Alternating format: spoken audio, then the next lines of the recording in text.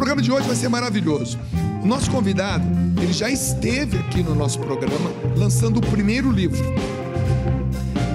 Hoje ele está lançando aqui o segundo livro sobre exatamente o mesmo assunto, tá bom? Olha só. Ele é considerado um dos maiores especialistas em Santo Sudário do Brasil. Escritor do livro A Saga Desconhecida do Santo Sudário de Cristo e de sua Igreja. Em 2018, foi curador de uma exposição sobre o tema no Museu de Arte Sacra de São Paulo, além de já ter ministrado várias palestras e cursos a respeito desse assunto que é maravilhoso, que é o Santo Sudário. Já começo a convidar você para seguir no Instagram, @canal Imagens em Foco, tá bom? Vem pra cá, o nosso amigo, diretor do Condes Fotós, Jaque Brandão, doutor Jaque Brandão.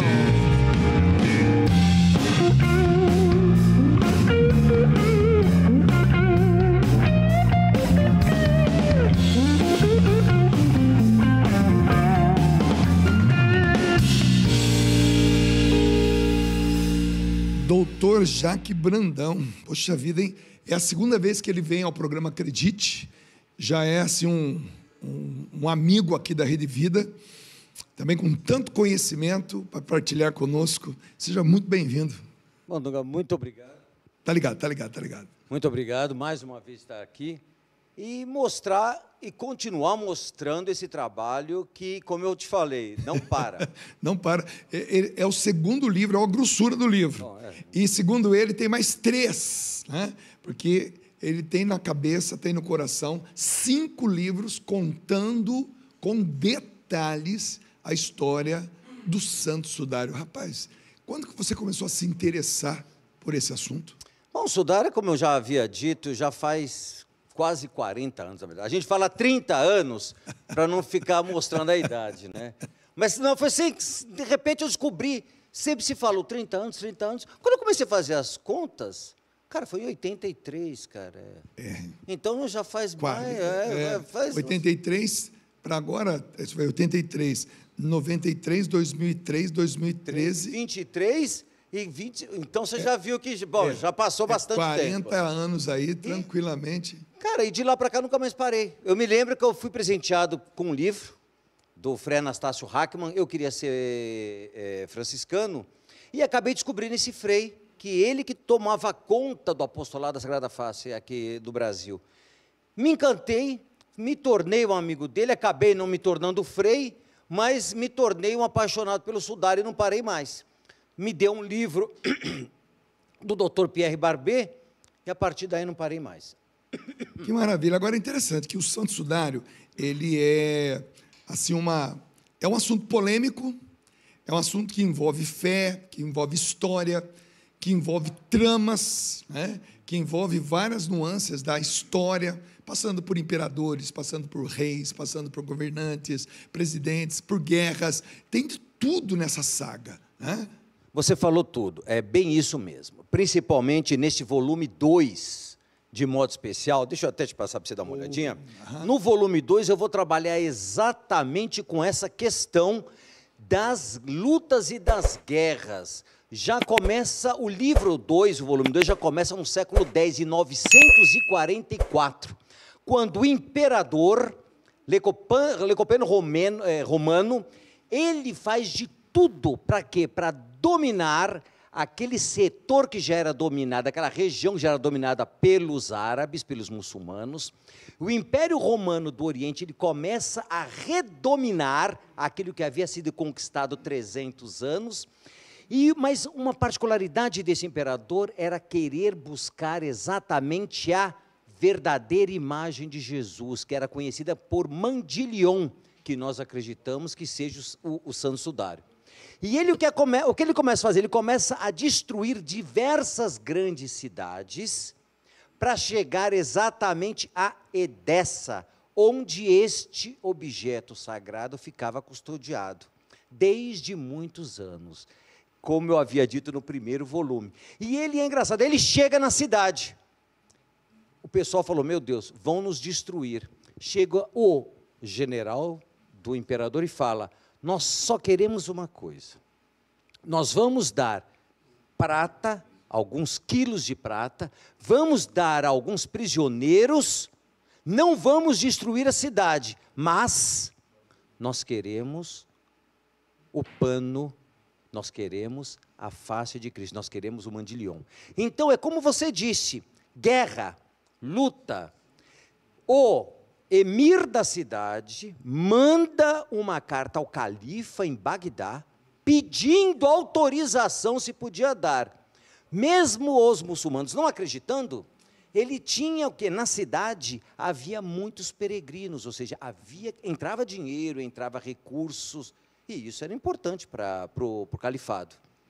Ele acaba autorizando, para não deixar a cidade ser destruída. Porque ele falou, ou por bem ou por mal, nós vamos tirar. Além disso, nós temos toda a trama que envolveu a própria igreja neste período, porque eu gosto de trabalhar a história não numa linha cronológica, eu gosto de fazer o jogo, para que a pessoa, o leitor, vá construindo ele também a história. Agora, quando que essa história, eu sei que nós já estamos no segundo volume, né, e muitas das perguntas que eu vou fazer ao senhor, a resposta está lá no primeiro, sim, e na primeira vez que esteve aqui no programa, mas para quem está em casa, se localizar na história, quando que começou a história do Santo Sudário? A gente sabe que aqueles primeiros 300 anos da igreja, até Constantino ter a sua experiência também, de alguma forma, com o cristianismo, a sua mãe, Santa Helena e tudo mais, mas quando que se começou a falar do Santo Sudário? Bom, é muito importante nós pensarmos o seguinte, o sudário, a priori, aparece na história por meio de lendas. São lendas. A lenda principal é do rei Abgar, que, diz a lenda, isso eu vou tratar, como você bem disse, no primeiro volume, há uma lenda que diz que esse rei, que é de uma cidade, a cidade de Edessa, que era um reinado, Osroene, ele estava muito mal de saúde, e ele ouviu falar de Jesus, e ele porque queria ver Jesus. E a lenda diz que ele manda um emissário a Jerusalém para chamar Jesus para curá-lo, que ele ouviu falar que ele curava as pessoas. E a lenda, isso é no campo do mítico da lenda, ele diz o seguinte, que Jesus fala para ele, olha, eu não posso ir, mas eu mando uma imagem minha. E o rei, o emissário, ao chegar à cidade, ao ver a imagem, ele mostra a imagem, ele ficou curado. A ideia, na realidade, por trás todo mito tem um fundo de verdade. Então, eu tento traçar no primeiro volume exatamente, eu tento desmistificar exatamente o mito, eu quebro o mito. Agora, uma certeza que nós temos o sudário, ele foi levado para essa cidade, porque ele vai ser descoberto nessa cidade, por volta do século V, VI. Então, ele fica escondido. Essa cidade se torna o primeiro reino cristão, antes mesmo de Roma, Osroene, capital Edessa. Então começa aí. No século VI já se tem notícia do sudário, principalmente por meio da arte. Eu faço, em minhas pesquisas, eu mostro um panorama da construção da imagem de Jesus. A imagem de Jesus era uma imagem romana. Jesus era imberbe. Jesus tinha o cabelo curto, Jesus vestia roupas romanas. Mas, de repente, no século VI, Jesus muda completamente o rosto. Ele passa a ter o quê? Barba, cabelo comprido e rosto sisudo. Provavelmente, por quê? Porque quando o sudário, vamos chamar de mandilion, ele é encontrado, isso eu falo no volume 2, quando ele é descoberto nas muralhas de Edessa, o que acontece? Imagens são feitas a partir dele, e ele vivia escondido. Vez em quando havia procissões na cidade, que levava para que o povo pudesse aclamar e venerar o sudário. Eu fico imaginando, e eu quero imaginar com você que está em casa, imagine num tempo onde não existe televisão, não existe internet, não existe nada impresso, não existe, é tudo passa-se no campo da imaginação. Como era o rosto de fulano de tal, como era o rosto do imperador tal, do rei tal, né, do pensador tal, do guerreiro tal, de Jesus. Né? Então, durante um bom tempo, todas essas imagens eram construídas na imaginação das pessoas por ter ouvido falar, porque o bisavô falou para o avô, que falou para o pai, que falou para o filho, e chegou aquela história até a mim. Né? E aí os povos começam também a se conhecer, como é que é o povo do Japão, como é que é o povo das Arábias, como é que é o povo da Europa, e como é que é o rosto peculiar. Então a gente começa uma construção, a partir da imaginação, de rostos, né? Dos estereótipos, digamos assim, das pessoas. Agora, imagina quando se descobre um pano que ali está a marca do rosto de alguém tão importante para a história. Quer dizer, isso foi uma mexida no mundo conhecido daquela época. É mais do que o homem ir para a Lua, é mais do que a gente dar uma boa notícia hoje, inédita. É algo que começa a ser construído de fato na imaginação das pessoas. É aquilo que eu digo, é uma mudança paradigmática. Então, nós tínhamos um paradigma X, ou seja, Jesus era visto como um Apolo, como um deus, como um semideus, como um herói grego e romano. De repente, nós temos um fato imagético, que é o encontro, ou a redescoberta desse tecido, que vivia no campo do mítico, do pode ser, apesar de as pessoas acreditarem nisso. É muito importante a gente falar isso. Toda essa ideia mítica do rei Abgar é algo que, para aquelas pessoas, sempre foi fato. Como eu digo aí no começo, no primeiro capítulo do segundo volume, em 944, quando o Sudário de Turim chega a Constantinopla, ou seja, quando ele chega como Mandilion, eles levam também a suposta carta de Jesus ao rei Abgar, a carta de Abgar a Jesus. Então, ou seja, esses escritos literários que ficam no campo da literatura existiam, ou seja, eles haviam sido grafados, exatamente para não se perder. É óbvio que eu volto a dizer, havia toda uma parte mítica por trás. E quando chega a Constantinopla, é recebido com honras e pompas. Isso é história. Então, isso não é campo da ficção. Porque muitas pessoas falam, não, o Sudário aparece na história no século XIV, quando ele chega a Chambéry. E não é bem isso. No século X, nós já temos modelos disso. Há este rei que busca fazer isso. E ele faz. O outro imperador, que é o... Como é o nome do imperador? Agora fugiu o nome dele. Que era o imperador romano, ele que na verdade ele usurpou o reino dele. O que acontece? Depois ele vai fazer todo um tratado sobre o Sudário, sobre a imagem do Mandilion. Então isso é história, porque ele gostava disso, ele queria saber, ele pagava as pessoas, esse jovem imperador que seria depois, o imperador romano do Oriente, ele vai atrás e busca as origens. E como você falou, não havia fotocópia, não havia isso, as pessoas tinham que simplesmente sentar e copiar. E pior, muitos dos escritos não eram em grego, que era a língua franca, eram em aramaico. Então, a pessoa tinha de ter, pelo menos, noção ou noções disso para fazer a cópia.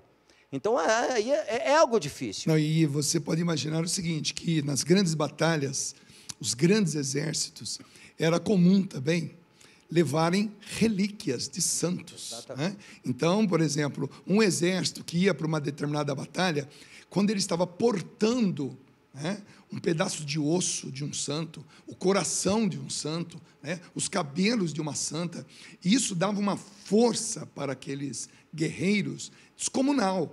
E nós precisamos entrar dentro da realidade de que quando você acredita em algo, sua força, ela triplica, ela quintuplica. Exatamente. Exatamente. Então, imagina você sendo um imperador, um rei, um guerreiro, um general, e tendo consigo a relíquia das relíquias. Falou tudo. Só para você ter uma ideia, a cidade de Edessa, era considerada, neste período, uma cidade inexpugnável. Ninguém conseguia destruir. Por quê? Porque eles acreditavam realmente, nós temos a face de Cristo. Era um paládio. O que é um paládio? É como se fosse exatamente uma relíquia, um objeto sagrado, de tal magnitude, que até o inimigo, mesmo não sendo da religião, tinha medo. Os persas não conseguiam invadir Edessa. Só para vocês verem, porque eles achavam que quando vinham, eles tinham de passar pela muralha com a face de Jesus. Então é algo extremamente forte isso. E como você falou, o imperador, quando ele toma posse, ele devia ter pensado, caramba, vem cá, como uma cidadezinha lá no fim do mundo vai ter aquilo que nós, na grande cidade de Constantinopla, não temos. Então ele vai atrás, faz todo esse meandro. Tanto que você vê, no século VI, o imperador Justiniano, que foi o grande imperador desse período, que quase conseguiu a proeza de expandir o Império Oriental, quase nas divisas do Império Ocidental, ele é que reconstrói a cidade. Foi aí que o Sudar é descoberto. Isso eu falo no 1. Ele é descoberto por causa de uma grande inundação que destruiu a cidade praticamente toda. A cidade quase morreu inteira. Só que o Sudário ficava na muralha ocidental escondida, entre as pedras. E ela ficou intacta. Eu fico imaginando, porque a ideia é escrever 5 livros desse. Por isso nós estamos chamando de uma saga. Né? Eu fico imaginando, antes de entrarmos, por exemplo, nos assuntos científicos, inclusive é a relíquia mais estudada, explorada na ciência, né? Várias gerações de cientistas, né? Fizeram pesquisas assim enormes sobre o Santo Sudário. E é claro que até o 5º, com certeza você vai explorar muito. Mas a parte histórica, que é, na minha opinião, a mais apaixonante, que é isso que você está tratando aqui. Porque se nós formos analisar os últimos 2000 anos da igreja e da história da humanidade, nós vemos que nós passaremos por grandes guerras, grandes pragas, né? Grandes desastres naturais, né? Acomodação realmente geopolítica de todo o mundo, toda essa mudança, tudo isso, os santos, as relíquias e, de maneira especial, o Santo Sudário tem influência direta, cultural, né? Financeira. Por quê? Por que financeira? Como a gente disse, você ter uma relíquia desse porte numa cidade, isso atrairia o quê? Peregrinos. Peregrinos significa consumo, significa troca de moedas, significa troca de especiarias, troca de cultura. Então veja o que uma relíquia como essa, ela influencia na globalização daquela época. Hoje se faz tudo pelo celular, mas imagina não tendo celular, não tendo televisão, não tendo jornal, não tendo nada. Como é que se trocava as notícias? Era um povo visitando um outro povo. E qual era o motivo de um povo visitar um outro povo? Exatamente. É um passeio incrível. Não, mas é uma coisa engraçada, que você tocou um assunto, e já me lembrei um outro. Uma vez, uma senhora entrou em contato comigo, odiou o livro. Odiou o livro. Ela falou, olha, foi a pior coisa que eu fiz na minha vida, eu comprar esse livro, o primeiro. Uhum. Aí eu virei para ela e falei assim, minha senhora, por quê? Não, porque não fala nada. Tudo que você está falando é mentira, é invenção. Eu falei, minha senhora, a senhora não entendeu a proposta do livro. Quando eu digo que é um romance histórico, eu tenho de usar a base histórica sempre, só que existem lacunas na história. E aí nós entramos na questão da verossimilhança, da possibilidade. Mas para que você possa entrar nesse campo, você tem de ter um vasto conhecimento histórico. Porque senão você não vai conseguir fazer isso. Começa por aí. E ela achou que o livro deveria ser científico. Eu falei, vem cá, eu sou um cientista. Estou escrevendo um livro sobre ciência. Só que eu tenho certeza que nem todos vão conseguir entender mesmo o livro. Agora, a minha proposta com a saga desconhecida do Santo Sudário, de Cristo e de sua igreja, é exatamente isso, mostrar o sudário nos bastidores da formação da igreja. Então, esse segundo volume, por exemplo, é lotado de patrística. Principalmente a patrística que vai trabalhar de um assunto que para mim é extremamente importante, que eu sou um teórico da imagem, que é a questão exatamente imagética. E o sudário, mais do que tudo, não existe no mundo um objeto que vai tratar a imagem de uma forma tão profunda como o sudário de Turim. Eu sempre digo nas minhas aulas o seguinte: no princípio era o verbo, e o verbo se fez imagem. Porque quando eu digo que o verbo se fez carne, quando o logos, que é o verbo, se faz carne, se faz homem, na realidade ele está fazendo o quê? Ele está transformando o Pai, que é imaterial, em imagem. Daí nós podemos o quê? Representar Jesus.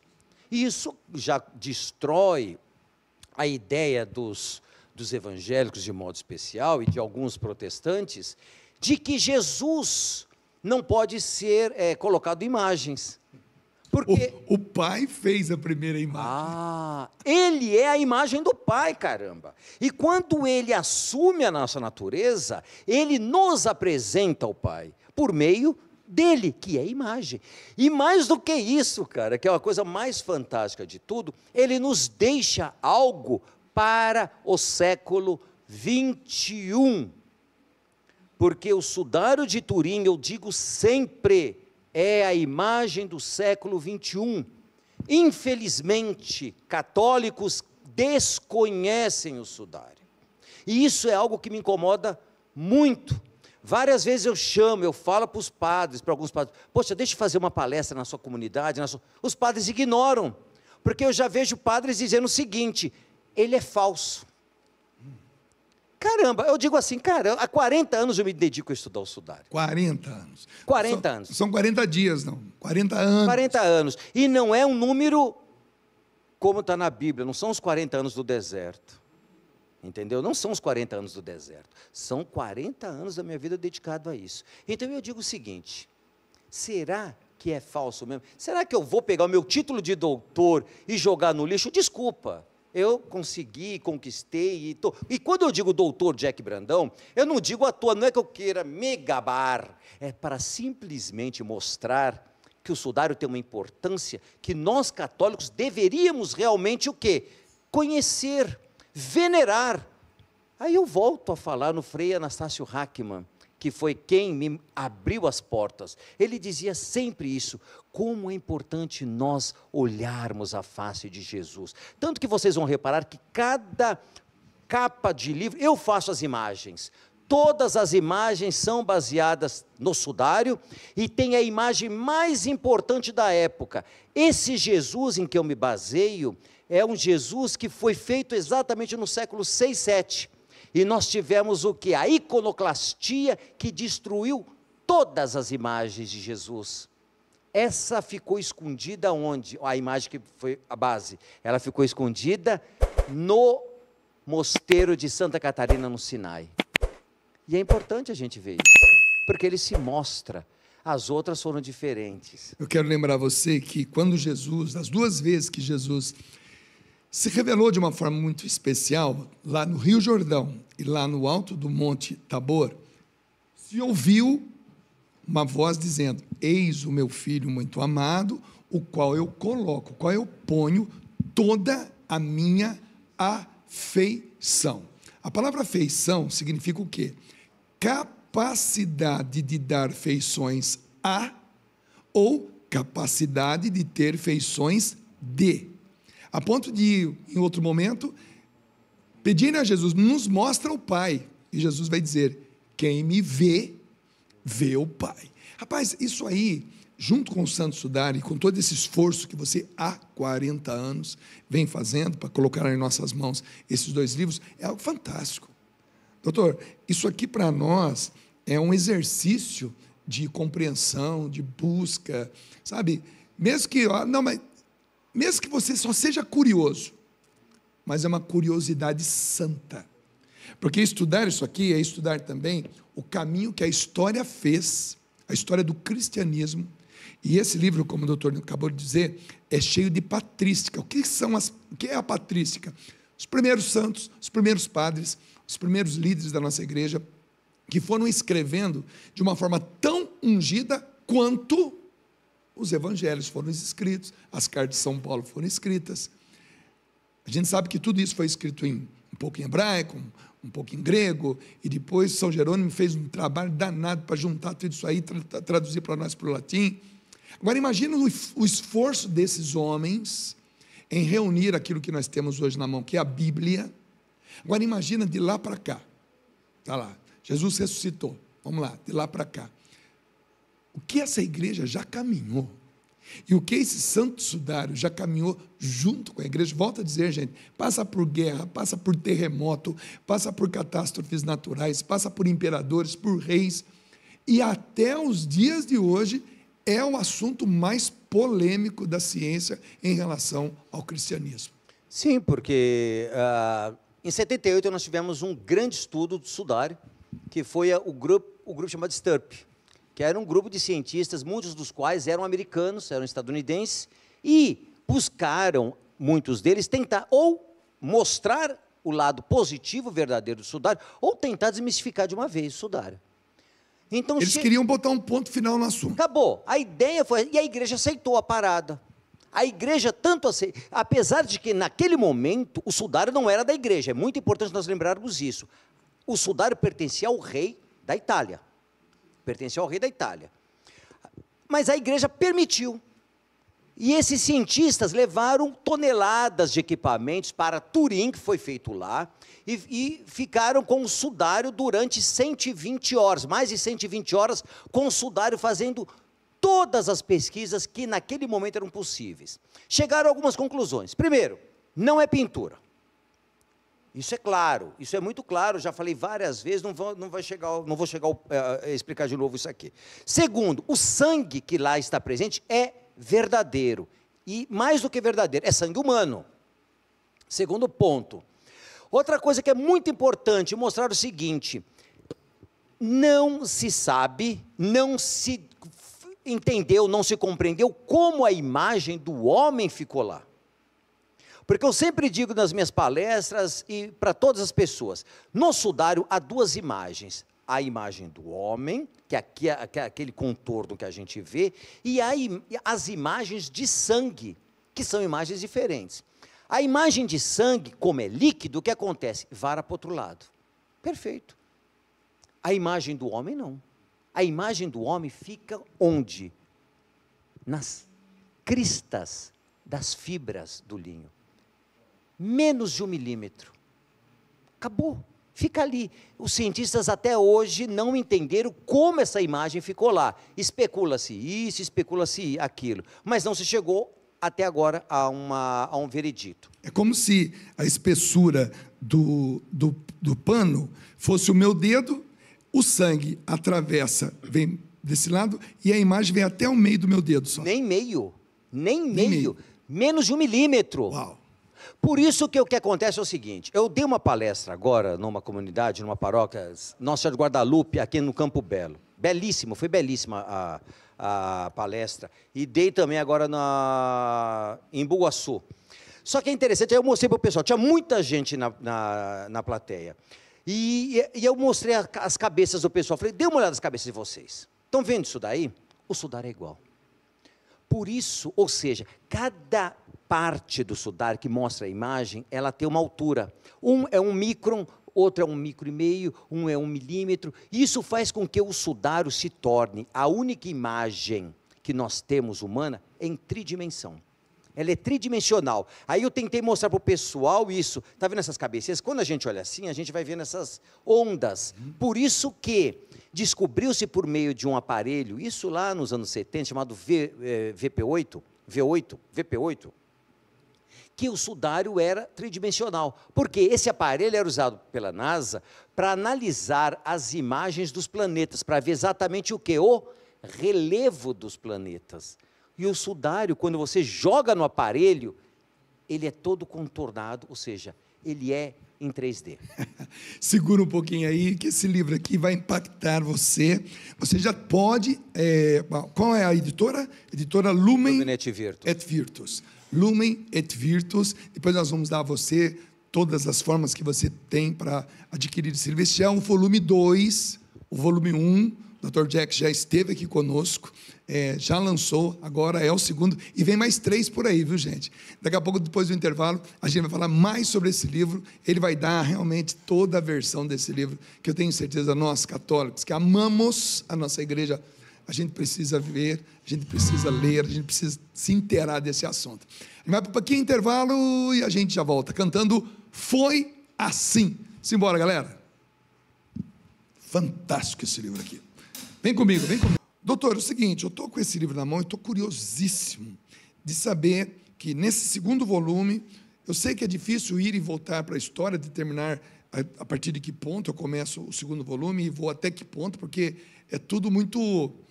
fico imaginando escrever sobre esse assunto, e pesquisar e escrever, e pesquisar e escrever, dá vontade de não parar, dá vontade de também ir lá atrás de novo, mas... Se a gente pudesse escrever, assim, determinar de que período o senhor está tratando nesse livro. Bom, é muito importante a gente lembrar o seguinte, eu não gosto da cronologia por um motivo óbvio.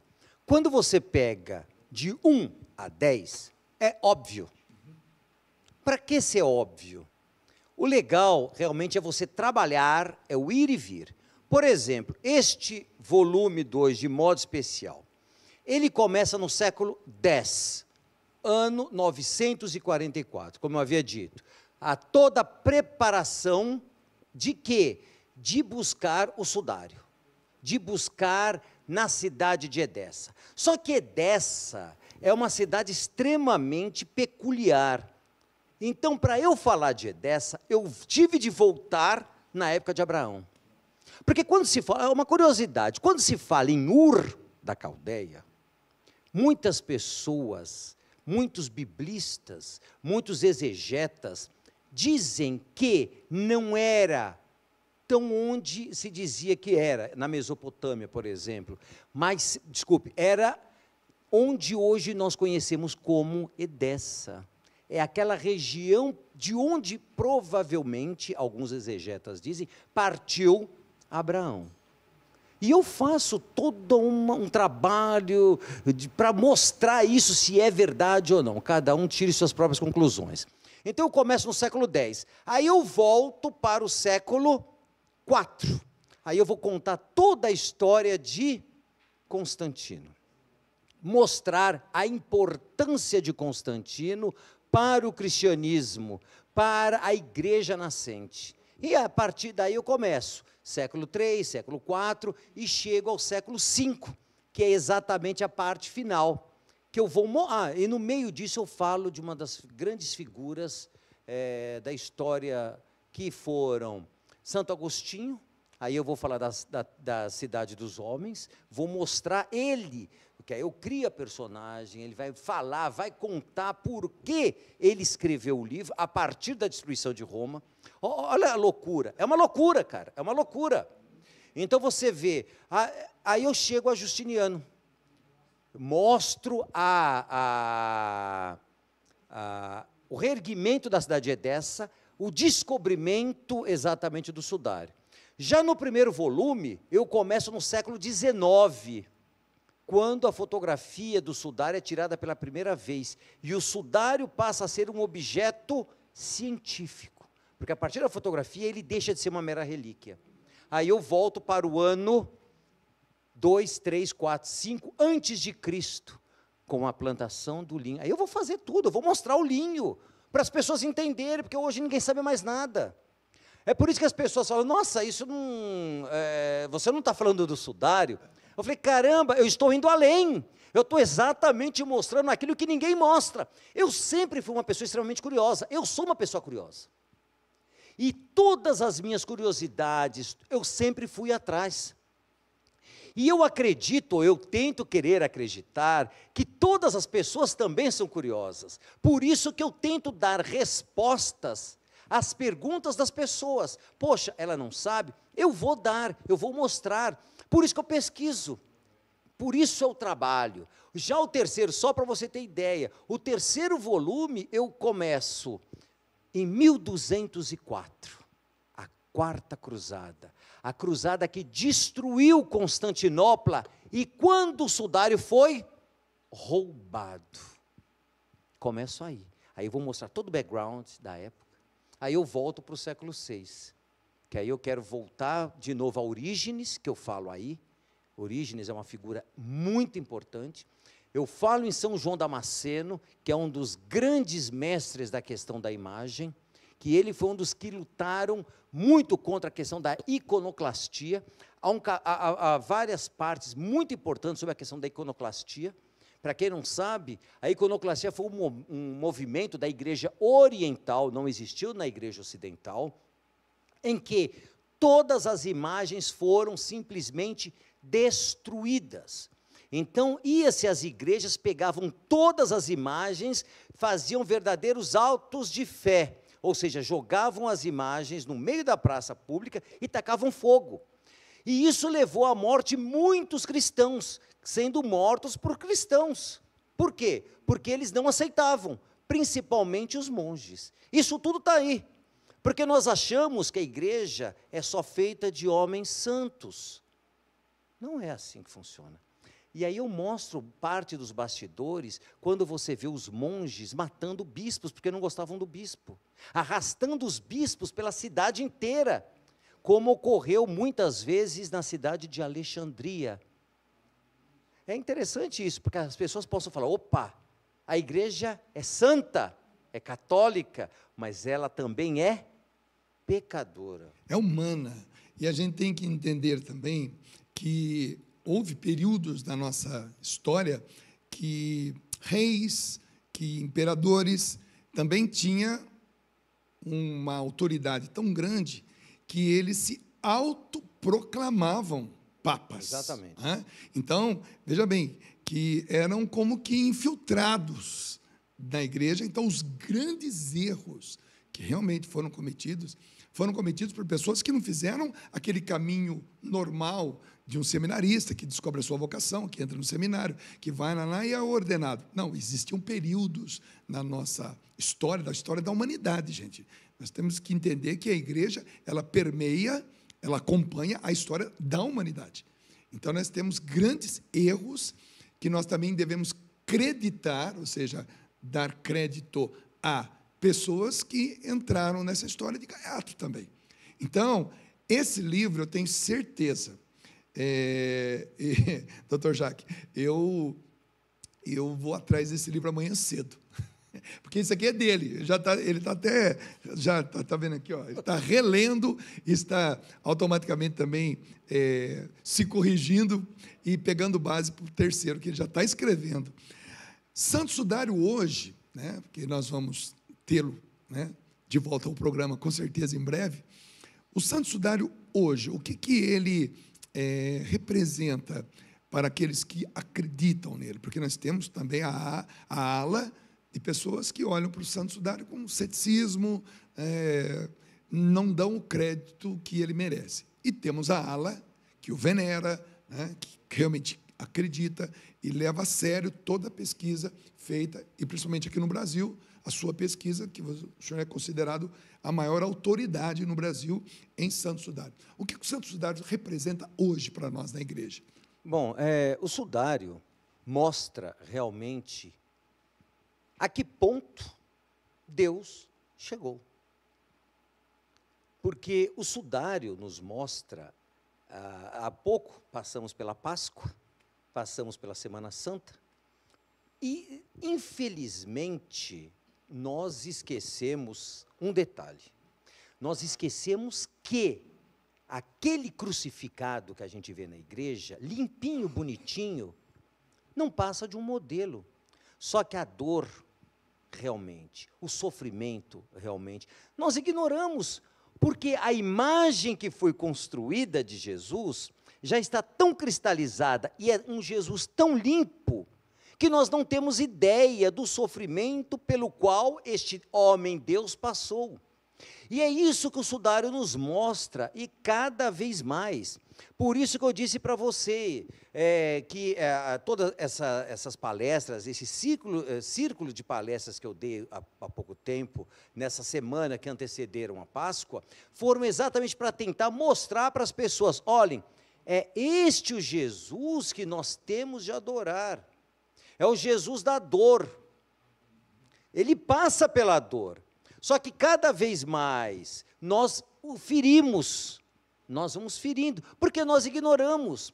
É óbvio que Jesus ressuscitou, é óbvio que o Jesus que nós cremos é um Jesus resplandecente, da mesma maneira que as primeiras imagens de Jesus crucificado, Jesus estava de olhos abertos, Jesus estava de roupas sacerdotais, porque o artista não conseguia imaginar, ele não queria acreditar, não queria enxergar a morte de Jesus. Por quê? Porque ele ressuscitou. Como ele ressuscitou, acabou. E ele não ressuscitou na cruz, ele ressuscitou no sepulcro. Exatamente. A cruz foi a experiência real de morte. Tanto que quando eu falo, por exemplo, da hematidrose, que é o suar sangue, cara, as pessoas não têm ideia do que é isso, não têm ideia de a que ponto a pessoa chega, porque quando você fala hematidrose, na realidade o que acontece? É uma agonia, é um desespero, é uma dor tamanha, e é uma dor daquilo que vem. Quando a gente fala, por exemplo, nas pessoas que têm ansiedade, imagine a ansiedade ao 10º grau, a ponto de a pele, os capilares da pele estourarem, explodirem, e juntamente com aquele suor de angústia, sai e pinga no chão. Cara, a pele fica em carne viva e completamente o quê? Você não pode tocar. A gente esquece esse detalhe. Então, o sudário nos mostra isso, ele resgata isso, ainda mais hoje, no nosso tempo, em que nós perdemos, porque hoje nós temos assim, ou sou uma pessoa que não acredita em nada, ou sou uma pessoa que sou carola demais, ou eu estou ali. Não, a gente não tem mais meio termo, ou seja, nós temos de acreditar, e nós temos de enxergar Jesus crucificado, Jesus resplandecente, e lembrar sempre que todos sejam um, como eu e o Pai somos. Jesus é a face.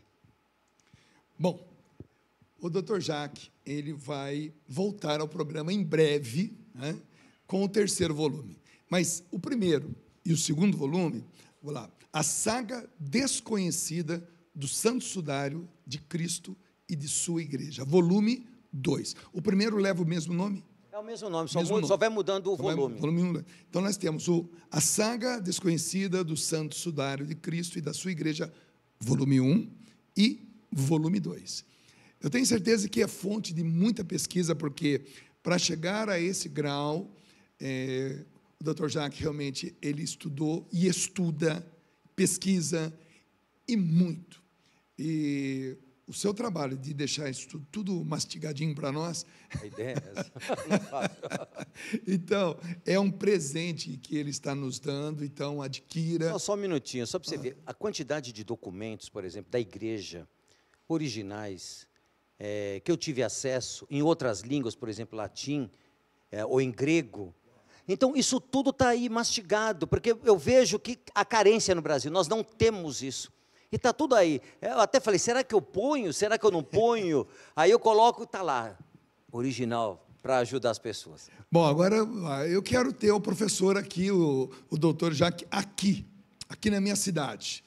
É claro que ele vai aceitar o convite de estar aí com vocês. Então, o contato já está aparecendo aí no rodapé da sua TV. O telefone é 11 99717 4104.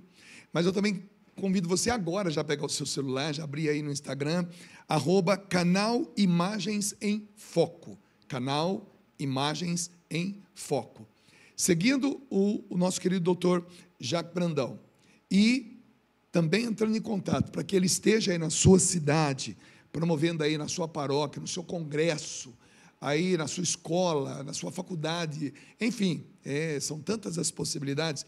porque nós que somos católicos, apostólicos, romanos, nós temos a graça de ter uma história maravilhosa, antes de Jesus e depois de Jesus, tanto no Velho Testamento, começando lá no capítulo número 12, por exemplo, quando começa a se falar de Abraão, 1970 anos antes de Cristo, mas da ressurreição até hoje, e da ressurreição até hoje, o Santo Sudário, sem dúvida alguma, é um dos assuntos mais importantes, polêmicos, esclarecedores e soma demais na nossa espiritualidade. Então está aqui esse livro, adquira, procure, eu tenho certeza que você vai amar, como eu já estou amando aqui. E amanhã pela manhã, amanhã é sábado, mas segunda-feira pela manhã eu vou atrás desse livro com certeza.